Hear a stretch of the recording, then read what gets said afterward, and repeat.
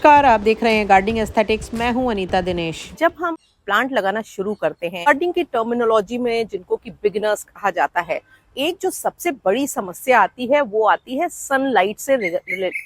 सन कितनी सुंदर आवाज लगती है। लोगों को डालना पड़ता है, मुझे जरूरत ही नहीं पड़ती है फेक बर्ड वॉइसेस डालने की। इतनी शोरगुल होता है कि मुझे किसी किसी दिन तो रिकॉर्डिंग करना भी मुश्किल हो जाता है इन चिड़ियों के शोरगुल से। पर यही सुनने के लिए तो हम इतने प्लांट्स लगाते हैं, ताकि हमारे यहाँ तरह तरह की बर्ड्स और पॉलिनेटर्स आए और हमारी सराउंडिंग को खूबसूरत बनाएं। खैर, अब बात करते हैं वीडियो के टॉपिक पर। सबसे बड़ी जो समस्या होती है बिगिनर्स की, वो ये होती है कि ये समझना बड़ा मुश्किल हो जाता है कि सनलाइट रिक्वायरमेंट प्लांट की क्या है, और समझ में भी आ गई तो कैसे डिफरेंशिएट करें तमाम उन टर्मिनोलॉजी में जो सनलाइट रिक्वायरमेंट से रिलेटेड हैं। क्योंकि कई बार कहा जाता है कि प्लांट को फुल सनलाइट में रखो, कई बार कहा जाता है प्लांट को फिल्टर्ड सनलाइट में रखो, कई बार कहा जाता है ब्राइट डायरेक्ट सनलाइट चाहिए, कई बार ब्राइट इनडायरेक्ट सनलाइट चाहिए, कई बार लो लाइट चाहिए। तो ये सारी जो टर्मिनोलॉजी हैं, ये कई बार नए प्लांट लवर्स के लिए बड़ी मुश्किल हो जाती हैं, बहुत कंफ्यूजिंग हो जाती हैं। तो मैंने सोचा क्यों ना मैं अपनी इस पहली मास्टर क्लास में आपको ये डिफरेंशिएट करना सिखा दूं कि bright indirect sunlight, direct sunlight,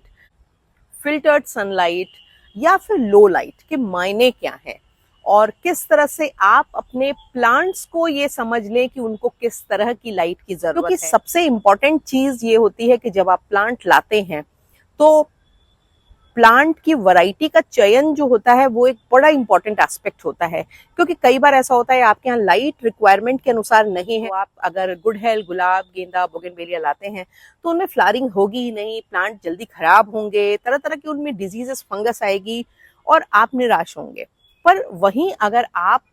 randomly कोई भी प्लांट खरीद लेते हैं और आपका जो एरिया है वो साउथ फेसिंग है, यानी कि फुल डे डायरेक्ट सनलाइट झेल रहा है, और फिर गर्मियां जब आती हैं तो आपके प्लांट जल के स्वाहा हो जाते हैं, फिर आप बहुत दुखी होते हैं, आपको लगता है कि ये तो बहुत सारे प्लांट मर गए। सनलाइट की रिक्वायरमेंट समझ के अगर आप प्लांट्स को लेंगे तो यकीनन आपका जो गार्डनिंग एक्सपीरियंस है वो बहुत ज्यादा सुखद हो जाएगा, इनकरेजिंग हो जाएगा। तो मैंने सोचा क्यों ना मैं सबसे पहले एक आपके कंफ्यूजन को क्लियर कर दूं कि लाइट रिक्वायरमेंट्स के मायने क्या होते हैं, और अगर आपके यहाँ किस तरह की लाइट आ रही है उसको आप कैसे जानेंगे, अपने यहाँ की बालकनी का डायरेक्शन आप कैसे समझेंगे, और उसके अनुसार प्लांट का चयन अगर आप करेंगे, आप एक खूबसूरत लश ग्रीन बालकनी के मालिक जरूर बनेंगे, एक खूबसूरत लश ग्रीन गार्डन के मालिक जरूर बनेंगे। क्योंकि बहुत सारे लोग जो लगातार प्लांट लगाते हैं उनको तो अनुभव से ये चीजें समझ में आ चुकी होती हैं, पर बहुत सारे लोग ऐसे होते हैं जो बिगनर्स हैं, नए हैं, नया नया प्लांट लगाना शुरू किया है, समझ नहीं पा रहे हैं, और प्लांट्स जब खराब होते हैं तो पैसे भी खराब होते हैं, मोटिवेशन भी खराब होता है,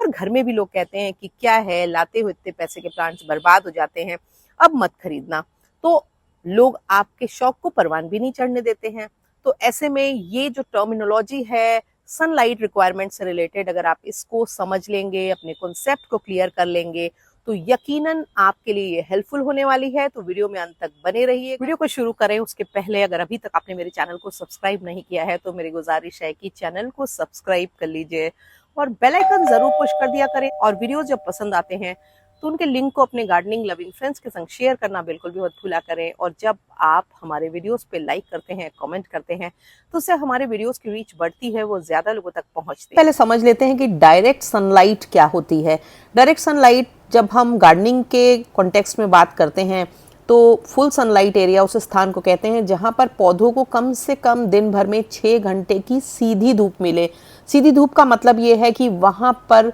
किसी भी तरह की कोई रुकावट न हो, ना ही कोई पेड़ पौधों से रिलेटेड रुकावट हो, ना ही कोई ऐसी इमारत हो, ना ही कोई ऐसा स्ट्रक्चर हो जो सनलाइट को जमीन पर सीधे पहुंचने से रोक रहा हो। और ऐसा जो एरिया है वो आपको मिलेगा साउथ में। स्पेशली दिन भर वहाँ पर हमारे देश में साउथ फेसिंग जो एरियाज होते हैं वहाँ पर ब्राइट डायरेक्ट सनलाइट बनी रहती है। ये जो क्वांटिटी है और क्वांटम है ये अलग अलग एरियाज में देश के अलग अलग हो सकता है, पर साउथ में मेजरली डायरेक्ट सनलाइट कम से कम 6 घंटे की तो होती ही होती है ज़्यादातर जगहों पर, जिसकी वजह से आपने ऑब्जर्व किया होगा कि सबसे ज़्यादा फ्लावरिंग प्लांट हमारे यहाँ इसी एरिया में लगाए जाते हैं जहाँ पर फुल सन होता है, यानी कि 6 से 8 घंटे की धूप। और गिनी चुनी फ्लावरिंग वैरायटीज़ के अलावा ज़्यादातर जो फ्लावरिंग प्लांट्स हैं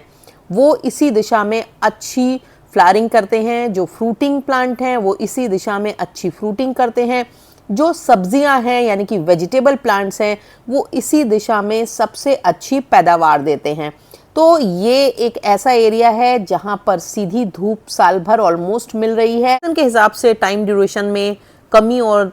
ज़्यादती हो सकती है, पर ऑलमोस्ट पूरे साल यहाँ पर सीधी धूप पड़ती है। इसीलिए सर्दियों में विंटर फ्लावरिंग प्लांट लगाने के लिए भी ये डायरेक्शन सबसे बेहतर होती है, क्योंकि यहाँ पर सूरज उनकी रिक्वायरमेंट का पूरा मिलता है। इसके अलावा अगर आप लोटस, वाटर लिली जैसे वाटर प्लांट्स लगाना चाहते हैं तो भी एरिया बहुत अच्छा है। और तमाम हमारे यहाँ के सब ट्रॉपिकल फ्लावरिंग प्लांट जैसे बोगनवेलिया, चंपा, चमेली, जैस्मिन, ये जो सारे प्लांट्स हैं ये भी यहाँ पर ही सबसे अच्छी पैदावार देते हैं। आपको अपराजिता लगाना है, आपको लगाना हो हरसिंगार, ये जो डायरेक्शन है ये बेस्ट है इन सब प्लांट्स के लिए। और चाहे कोई भी फल आपको लगाना है तो भी यही एरिया सबसे बढ़िया पैदावार देगा। आपके ये तमाम प्लांट जो मैंने मेंशन किए हैं वो इस एरिया में नहीं लगे होते हैं तो ज़्यादातर चांसेस होते हैं इनकी पत्तियां पीली होने लगती हैं, इनमें तरह तरह की डिजीज़ और फंगस आने लगती हैं। पर जो सूरज होता है उसकी रोशनी में लगे हुए वो प्लांट जिनकी फुल सनलाइट की रिक्वायरमेंट है वो परफेक्टली हेल्दी दिखाई देते हैं। आ जाते हैं ब्राइट इनडायरेक्ट सनलाइट की। आप देखो वीडियो में जो फुटेज है उससे आप देख रहे हैं रोशनी छन के तो आ रही है, पर क्योंकि डायरेक्शन ऐसा है जहां पर रोशनी ऊपर आसमान में तो काफी तीव्र है, काफी तेज है, पर पेड़ों की वजह से मेरे यहाँ जो रोशनी आ रही है वो पूरी अच्छी है, पेड़ को पर्याप्त रोशनी मिल रही है। पर क्योंकि ये छन के आ रही है यानी कि पेड़ इसकी गर्मी को काफी हद तक रोक ले रहे हैं तो उससे पत्तियां जलने नहीं पा रही हैं, पर जो प्रकाश है वो पूरा है, मतलब किसी भी तरह से वो एरिया डार्क नहीं है, डल नहीं है, ब्राइट एरिया है। और ऐसी जगहों पर आप जो प्लांट्स लगाते हैं उनकी पत्तियां सूरज की रोशनी से जलने नहीं पाती हैं। यानी कि हमारे यहाँ गर्मियों में जब दोपहर की तेज धूप होती है तो ये जो ऑब्स्ट्रक्शंस हैं ये रोक लेते हैं तेज प्रचंड सूरज की गर्मी को आने से, जिससे कि प्लांट की जो पत्तियां होती हैं वो सुरक्षित रहती हैं, पर प्लांट को पर्याप्त रोशनी, उसकी जरूरत की रोशनी भी मिल जाती है। और ये जो चीज है ये पेड़ों की वजह से भी हो सकती है, ये जो चीज है ये हो सकती है आपके किसी और तरह की इमारत या किसी वॉल के ऑब्स्ट्रक्शन की वजह से हो सकती है, आपने कोई ग्रिल लगाई हुई हो उसकी वजह से हो सकती है, आप नेट लगाते हैं पौधों को बचाने के लिए उसकी वजह से हो सकती है, या खिड़कियों पे अगर पर्दे पड़े हुए हैं तो झीने पर्दे हैं उनकी वजह से भी हो सकती है। तो इस तरह की जो लाइट होती है ये बेसिकली हमारे जो ज्यादातर ट्रॉपिकल प्लांट्स होते हैं उनके लिए बहुत कारगर होती है। इनमें आपके बहुत सारे ऐसे प्लांट हैं जो बहुत अच्छे से ग्रो होते हैं, खास करके हमारे यहाँ गर्मियों में ये जो लाइट है ये तरह तरह के पोथोस, फिलोडेंड्रन और तमाम तरह के जो एरोइड्स होते हैं उनको ग्रो करने के लिए बहुत अच्छी है। ये जो रोशनी होती है मैंने देखा है कि एग्लोनिमा और डिफिनबाकिया ये दो प्लांट्स के लिए तो ये परफेक्ट एरिया होते हैं जहां पर कि सूरज की रोशनी थोड़े से ऑब्स्ट्रक्शन के संग आती है पर पूरी आती है। और इन एरियाज में आप अगर अपने एग्लोनिमा को रखेंगे तो आपके एग्लोनिमा कभी खराब हो ही नहीं सकते हैं, बहुत ही हेल्दी रहेंगे, उनके कलर बेहतर उभर के आएंगे। और ऐसे ही एरिया में अगर आप अपने मनी प्लांट यानी कि पोथोस रखते हैं तो भी ऐसा होता है। देखो आप, मैं एक एग्जाम्पल से आपको दिखाती हूँ, हमारे यहाँ बाहर लगे हुए पेड़ों पे कितने ऊंचे ऊंचे मनी प्लांट चढ़े हुए हैं और इन मनी प्लांट्स की पत्तियां जून मई की गर्मियों में भी नहीं जली हैं और देखिए कितनी खूबसूरत शाइनी पत्तियां हैं। और उसका सबसे बड़ा कारण ही यही है कि ये एकदम ऐसे एरिया में है जहां पर इनको साउथ की तेज धूप तो नहीं मिल रही है, पर जो धूप मिल रही है वो ब्राइट है और उसमें पूरी की पूरी जो है वो इनके रिक्वायरमेंट के अनुसार है। तो जब भी आप इस तरह के प्लांट्स को ऐसे एरिया में रखते हैं जहां पर उनको दोपहर की तीखी धूप से तो बचाव हो जाए पर पूरे दिन की बढ़िया रोशनी मिले, तो ये प्लांट बहुत अच्छे चलते हैं। गर्मी के दिनों में आपको नॉर्थ में भी ऐसा ही होगा अगर आपने अपने प्लांट ओपन एरिया में रखे हैं, तो ईस्ट में भी ऐसा ही होगा अगर आप अपने प्लांट ओपन एरिया में रखे हैं, तो वेस्ट में भी ऐसा ही होगा अगर आपने अपने प्लांट ओपन एरिया में रखे हों पर हल्के से ऑब्स्ट्रक्शन के संग। और साउथ में भी अगर काफी सारा ऑब्स्ट्रक्शन है, बड़े पेड़ हैं, वॉल्स हैं, इमारतें हैं, रोशनी इस तरह से नीचे आ रही है और हल्का सा फैल जा रही है पर पूरी तरह से आ रही है, तो आपके प्लांट वहां पर बेस्ट ग्रो होंगे और बहुत ही ज्यादा हेल्दी रहेंगे और उनमें किसी भी तरह का इन्फेस्टेशन, डिजीज वगैरह के चांसेस भी काफी कम होंगे और रूट रॉट के चांसेस भी कम होंगे, क्योंकि इस तरह की लाइट की वजह से उनकी मिट्टी का जो पानी है वो सूखेगा और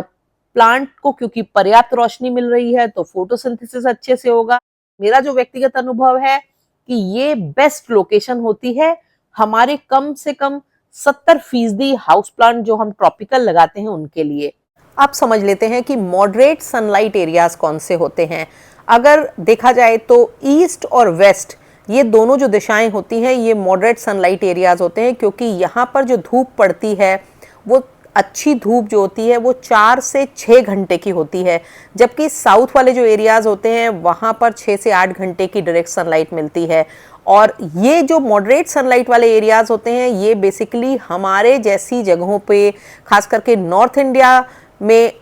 बहुत ही कारगर और काम की जगह होती है, क्योंकि यहाँ पर आपके बहुत सारे ऐसे ट्रॉपिकल और सब ट्रॉपिकल प्लांट्स बहुत अच्छे पनप सकते हैं जो कि बहुत तीखी दोपहर की धूप से भी बचे रहें पर उनको उनके काम भर की अच्छी धूप मिले। तो अगर आपके यहाँ साउथ फेसिंग 4 से 6 घंटे के सनलाइट वाले एरियाज नहीं भी हैं तो आप वहाँ लगाए जाने वाले प्लांट्स को भी मॉडरेट सनलाइट एरियाज में लगा सकते हैं, क्योंकि यहाँ पर भी उनमें फ्लावरिंग अच्छी हो सकती है अगर आप उनकी प्रॉपर सही से केयर और देखभाल करें और उनको प्रॉपर न्यूट्रिएंट प्रोवाइड कर सकें। इसके साथ ही मॉडरेट सनलाइट वाले जो एरियाज होते हैं वो कलरफुल फोलिएज वाले प्लांट्स के लिए बहुत अच्छे होते हैं, क्योंकि इन एरियाज में इनकी पत्तियों के जो कलर्स होते हैं वो बहुत ही अच्छे से उभर करके आते हैं। और आजकल हमारे बहुत सारे ऐसे प्लांट जैसे सेंसेवेरिया हो गया, क्रोटोन्स हो गए, इसके अलावा एरेंथेमम और तमाम ट्रॉपिकल प्लांट जैसे सिंगोनियम्स वगैरह की जो वेरीगेटेड वैरायटीज़ हैं उनके कलर्स यहाँ बहुत अच्छे से उभर के आते हैं। फिलोडेंड्रोन की भी जो वेरीगेटेड वैरायटीज़ हैं या सिंगोनियम, क्लेडियम्स की वेरीगेटेड वैरायटीज़ हैं, इनके जो कलर होते हैं खास करके red, black, brown, maroon colour की जो पत्तियां होती हैं, ऑरेंज कलर की पत्तियां होती हैं, क्रीम वेरिगेशन जो होता है वो इस एरिया में सबसे ज़्यादा खूबसूरत दिखाई देता है। दूसरी बात, इस एरिया में पाम की जो तमाम वैरायटीज़ हैं वो भी बहुत अच्छे से ग्रो होती हैं और काफ़ी ज़्यादा उनकी पत्तियां हेल्दी रहती हैं। इसलिए ये जो एरियाज़ होते हैं ये भी काफ़ी ज़्यादा इम्पॉर्टेंट हैं। और बहुत मई जून की गर्मियों को छोड़ दिया जाए तो मॉडरेट सनलाइट के जो एरियाज़ हैं उनमें हम अपने ज़्यादातर प्लांट्स को अच्छे से रख सकते हैं, चाहे वो लो लाइट एरिया कह के बेचे जाने वाले प्लांट हैं या फिर फुल सनलाइट वाले प्लांट हैं। इन एरियाज़ में थोड़े से जतन से आप अपने प्लांट्स को ठीक से मेंटेन रख सकते हैं। और मेरा ये ऑब्जर्वेशन है कि अगर मई और जून को छोड़ दिया जाए तो इन एरियाज़ में आपके पोथोस, फिलोडेंड्रॉन्स, सिंगोनियम्स,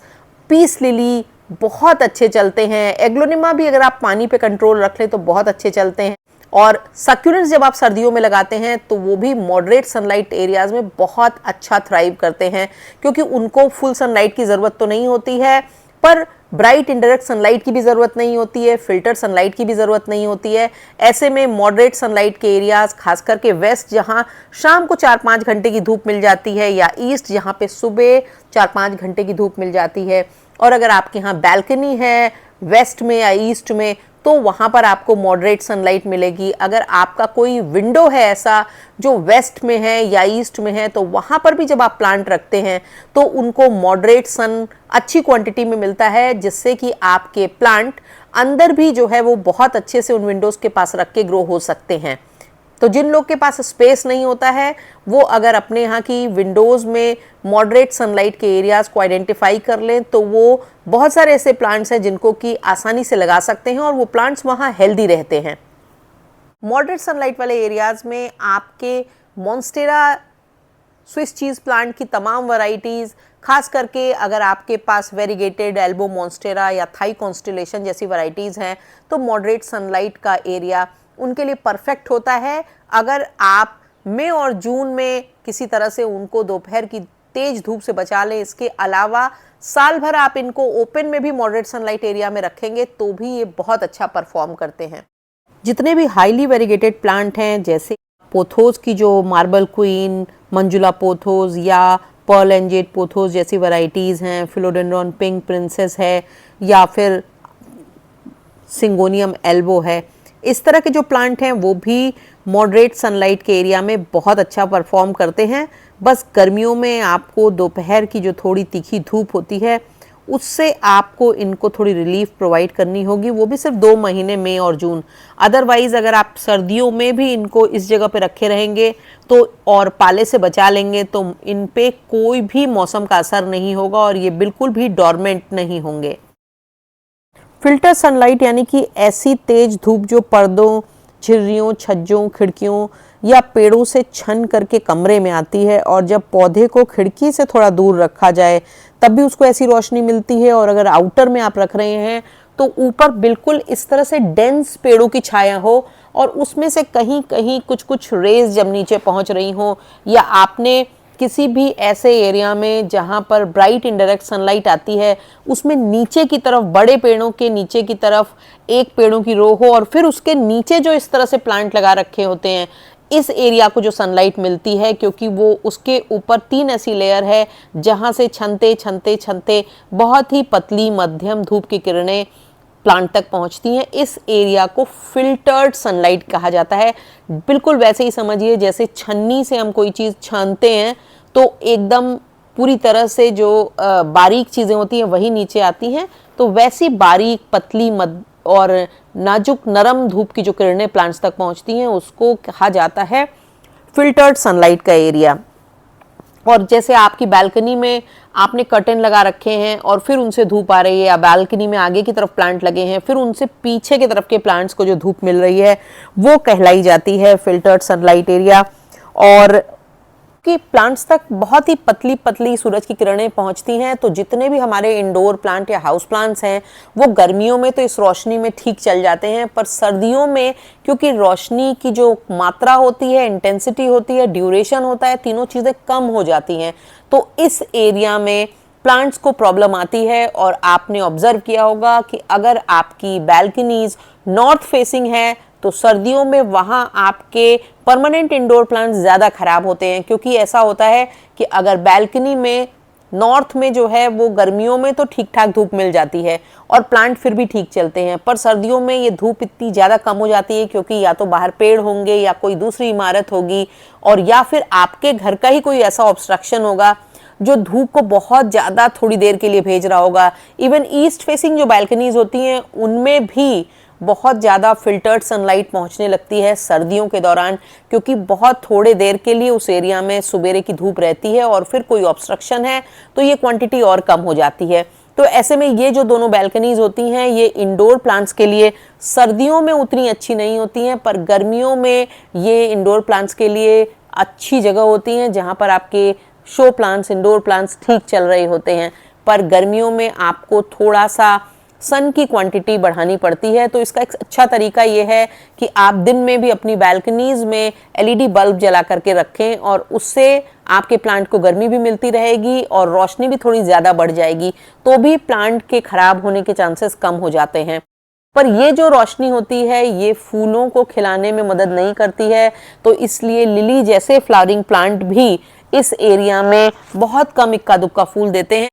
क्योंकि इतनी कम रोशनी चाहे गर्मियां हो चाहे सर्दियां हो वो बड फॉर्मेशन को रोकती हैं और प्लांट में फूल कम खिलते हैं। तो इसलिए ये जो रोशनी होती है ये फ्लावरिंग प्लांट के लिए तो बिल्कुल भी नहीं होती है। हाँ, कुछ बेगोनिया वगैरह जैसे प्लांट होते हैं वो अगर आप पानी का ध्यान रख लें तो इस एरिया में गर्मियों में अच्छे चलते हैं और उनमें फूल भी खिल सकते हैं। ओवरऑल ये जो एरिया है यहाँ पर रखे पौधे सर्दियों में पूरी तरह से स्ट्रगल करते हैं और गर्मियों में आपको वाटरिंग पे ध्यान देना पड़ेगा, तभी इस एरिया में आपके प्लांट हेल्दी हो सकते हैं।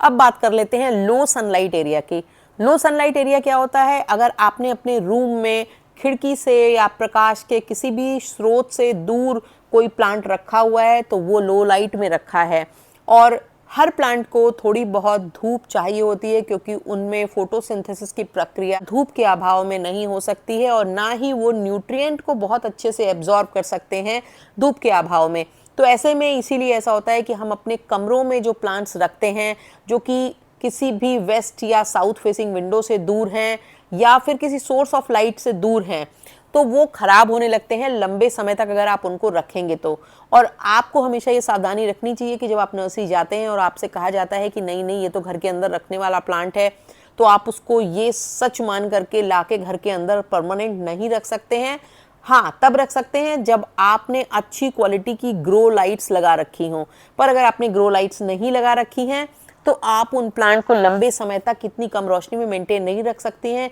उसका सबसे अच्छा तरीका ये है कि कम से कम सप्ताह में एक बार अपने प्लांट्स को अच्छी सी धूप दिखाएं ही दिखाएं। उसके बाद आप उसको वापस प्लेस पे ला करके रख सकते हैं, या फिर ऐसा कर सकते हैं कि उस प्लांट के 2 जोड़े रखें, एक अगर बाहर कुछ दिन रहे तो दूसरा अंदर रहे। इस तरह तो आपके घर के अंदर रखे हुए प्लांट या जो लो लाइट में रखे हुए प्लांट हैं वो मेंटेन रह सकते हैं। पर अगर आप ऐसा नहीं करते हैं तो घर के अंदर एक पॉइंट के बाद आपका प्लांट खराब होने लगता है, उसकी ग्रोथ लेगी होने लगती है, उसकी पत्तियां और स्टेम नरम होने लगती हैं, उसके कलर्स खराब होने लगते हैं और वो ऊपर की तरफ बहुत ही पतले स्टेम के साथ बढ़ने लगता है। और अक्सर इस तरह के प्लांट्स में रूट रॉट होने की प्रॉब्लम, पत्तियों के झड़ने की प्रॉब्लम तो आ ही जाती है। कुछ ऐसे प्लांट हैं जिनको आप लंबे समय तक लो लाइट में रख सकते हैं। जीजी प्लांट, पीस लिली, बेगोनिया, इस तरह के प्लांट को आप कुछ समय तक लो लाइट में रख सकते हैं, पर इनको भी आपको 20 दिन 25 दिन में एक बार बाहर की धूप थोड़ी सी दिखानी ही पड़ेगी, जिससे कि ये प्लांट मेंटेन रह जाएं। पर आप अपने कैक्टस को, सक्यूलेंट को, इस तरह के प्लांट्स को नहीं रख सकते हैं। आगे आने वाले किसी वीडियो में मैं आपको उन प्लांट्स की पूरी तरह लिस्ट दे दूंगी जो अलग अलग लाइट कंडीशंस में अलग अलग चलते हैं, ताकि आप अपने एरिया के हिसाब से, अपने यहाँ की लाइट के हिसाब से प्लांट्स का चयन करें, जिससे कि आपके प्लांट लंबे समय तक हेल्दी रहें, अच्छे बने रहें और आपको प्लांट लगाने के बाद किसी तरह की निराशा का या आर्थिक नुकसान का सामना ना करना पड़े। और आशा करती हूँ कि इस वीडियो से आपके जो बहुत सारे लाइटिंग रिक्वायरमेंट को लेकर कंफ्यूजन है वो दूर हुए होंगे और ये वीडियो आपको हेल्प करेगा आपके प्लांट के परफेक्टली प्लेसमेंट में, जिससे कि आपके प्लांट लंबे समय तक चलेंगे और सालों साल तक आपके कलेक्शन में बने रहेंगे। Thank you very much.